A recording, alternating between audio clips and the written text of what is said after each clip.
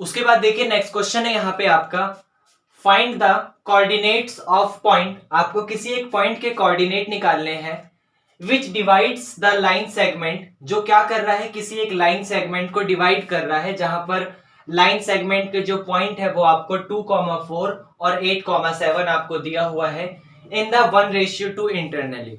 मतलब आप किसी एक पॉइंट पी के किसी भी एक पॉइंट के कोऑर्डिनेट निकालो जहां पर वो पॉइंट क्या कर रहा है, किसी एक लाइन सेगमेंट को किसी ना किसी रेशियो में डिवाइड कर रहा है, तो आपको उसका कोऑर्डिनेट निकालना है उस पॉइंट का। मतलब क्वेश्चन आपका ये है कि भाई दो पॉइंट है, सबसे पहले यहां पर ये 2,4 और यहां पर 8,7, ये 2,4 होगा और यहां पर ये वाला 8,7 होगा। आपके पास एक पॉइंट है P जो कि क्या कर रहा है, ये पॉइंट x3 y3 इसको 1:2 में डिवाइड कर रहा है, तो बताइए इसकी वैल्यू क्या होगी। इसका मतलब ये सेक्शन फॉर्मूले का क्वेश्चन है और इंटरनली है, तो इंटरनली वाला फॉर्मूला तो हमने देखा है, वो m1x2 m2x1।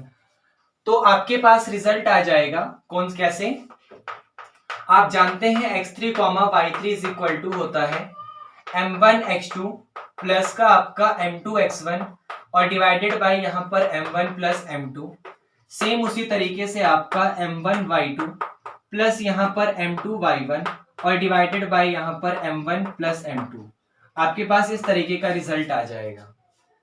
अब यहां पर आप देख सकते हो इस वाले रिजल्ट में आपका जो m1 है, क्योंकि ध्यान से देखो 2,4 में x1 की जगह 2 है, y1 की जगह 4 है, ये आपका m1 है, ये आपका m2 है, ये आपका यहां पर x2 है और ये आपका यहां पर y2 है। सारे पॉइंट हमें पता है, तो उठा के रख दो भाई। m1 की जगह यहां पर 1 आ जाएगा, इंटू x2 की जगह ये वाला 8 आ जाएगा, प्लस में m2 की जगह ये वाला 2 आ जाएगा, इंटू x1 की जगह ये वाला 2 आ जाएगा, divided by m1 plus m2। मतलब 1 और 2 को प्लस कर दो, तो 1 प्लस का 2, कॉमा m1y2 लिखा है तो m1 की जगह 1 आ जाएगा, y2 की जगह आपका ये वाला 7 आ जाएगा, m2 की जगह आपका ये वाला 2 आ जाएगा, y1 की जगह ये 4 आ जाएगा, divided by m1 plus m2, मतलब 1 प्लस का 2।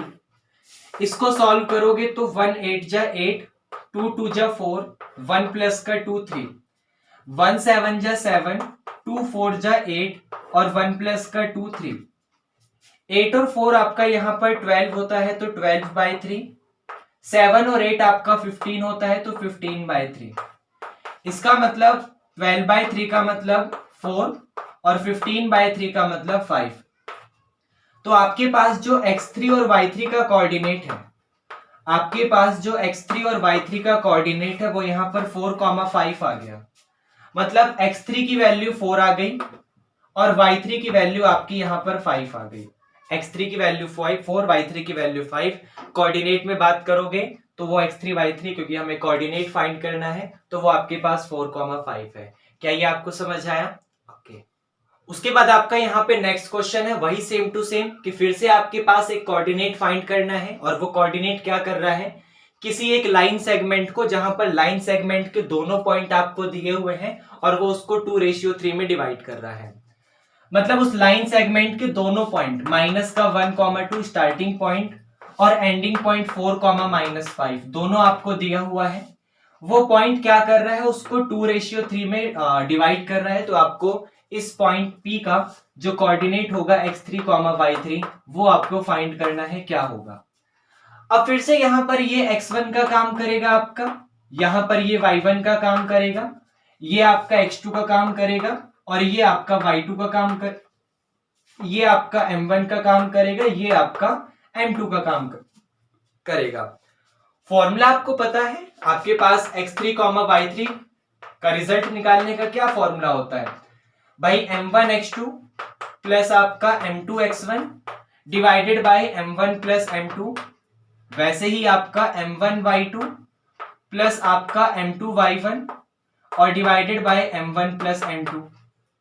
और यहां पर आप देख सकते हैं m1 की जगह ये 2 पुट करोगे तो 2 इंटू x2, x2 का मतलब आपका ये वाला 4, तो 2 इंटू 4 प्लस m2 का मतलब ये वाला 3, तो 3 इंटू x1 का मतलब ये वाला माइनस का 1 अपॉन में m1 प्लस m2 ये 2 प्लस 3।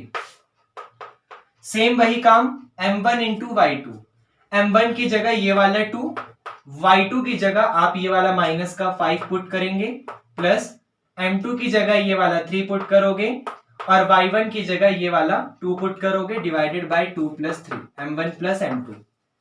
इसको सॉल्व करोगे तो यहां पर आपके पास 2 4 जा 8, 3 1 जा माइनस का 3 डिवाइडेड बाय 2 और 3 5। यहां पर 2 5 जा माइनस 10, 3 2 जा 6 डिवाइडेड बाय आपके पास 5। 8 में से 3 गया, 5 बचा, 5 अपॉन 5 माइनस 10 में से 6 गया, माइनस का 4 अपॉन 5, 5 से 5 कैंसिल, आपके पास 1 आ गया, 1 कॉमा माइनस 4 अपॉन 5। इसका मतलब जो कोऑर्डिनेट है वो आपके पास 1 कॉमा माइनस 4 बाय 5 आ गया और यही हमें फाइंड करना था। क्या ये आपको समझ आया?